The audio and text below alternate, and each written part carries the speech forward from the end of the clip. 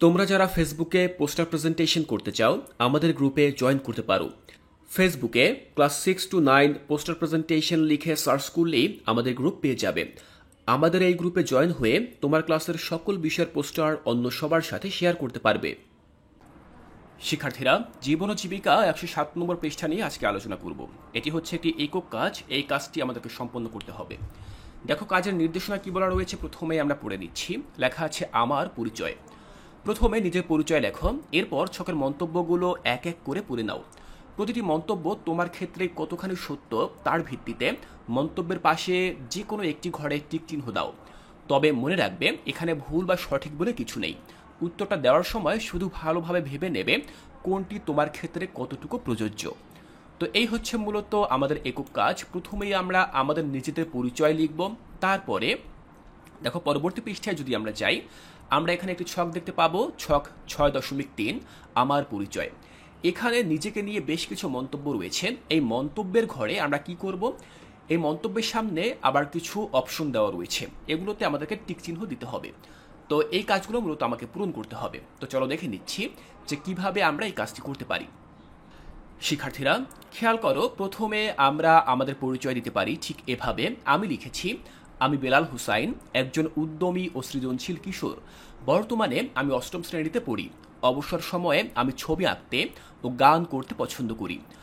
মানুষ আমাকে সৃজনশীল বলে থাকে কারণ আমি হাতে কলমে কাজ করতে ভালোবাসি। যে কোনো ঘটনা বিশ্লেষণ ও সমস্যার সমাধানে আমি আনন্দ পাই।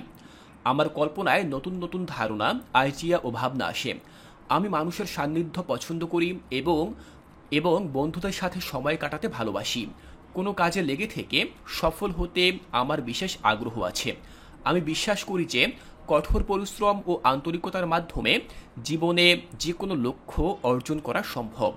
ভবিষ্যতে আমি একজন সফল উদ্যোক্তা হতে চাই এবং আমার সৃজনশীলতাকে কাজে লাগিয়ে মানুষের সেবা করতে চাই। তাহলে শিক্ষার্থীরা, তোমরা দেখলে যে আমি আমার পরিচয়টি কিভাবে লিখলাম। তুমিও চেষ্টা করবে তোমার নিজের পরিচয়টি এখানে লিখে দিতে। তুমি তোমার মতো করে সেই পরিচয়টি উল্লেখ করবে। তো আমরা আমাদের সত্যিকারের পরিচয় লিখে দিলাম। এবার আমরা কি করব, দেখো এখানে লিখেছি আমার কাল্পনিক নাম। তো তোমাদের মূল বইতে কিন্তু ঠিক এভাবে জানতে চাওয়া হয়েছে যে আমার কাল্পনিক নাম কি। তোমার কিন্তু একটি কাল্পনিক নাম থাকতে পারে যে নামটি তুমি পছন্দ করো। তো আমি দিয়েছি আমার কাল্পনিক নাম হারকিউলিস। তুমি তোমার যে কোনো পছন্দের নাম এখানে লিখে দিতে পারো। আমার প্রিয় 5টি শব্দ। তো 5টি শব্দ কি লিখলাম আমি, দেখো আমি লিখেছি সততা, সৃজনশীলতা, মহানুভবতা, স্নেহপরায়ণতা এবং ক্ষমাশীলতা। এই 5টি শব্দ আমি সবচেয়ে বেশি পছন্দ করি। তুমি পছন্দ করো এমন 5টি শব্দ এখানে লিখে দেবে। এরপর রয়েছে আমার প্রিয় রং। তো আমার প্রিয় রঙের জায়গায় আমি লিখেছি লাল রং। লাল হচ্ছে আমার পছন্দের রং। তো তুমি তোমার পছন্দের রং, যেটি লাল, নীল, সাদা যে কোনো কিছু হতে পারে, সেটি তুমি এখানে লিখে দিতে পারো। এরপর রয়েছে আমার পছন্দের একটি প্রতীক।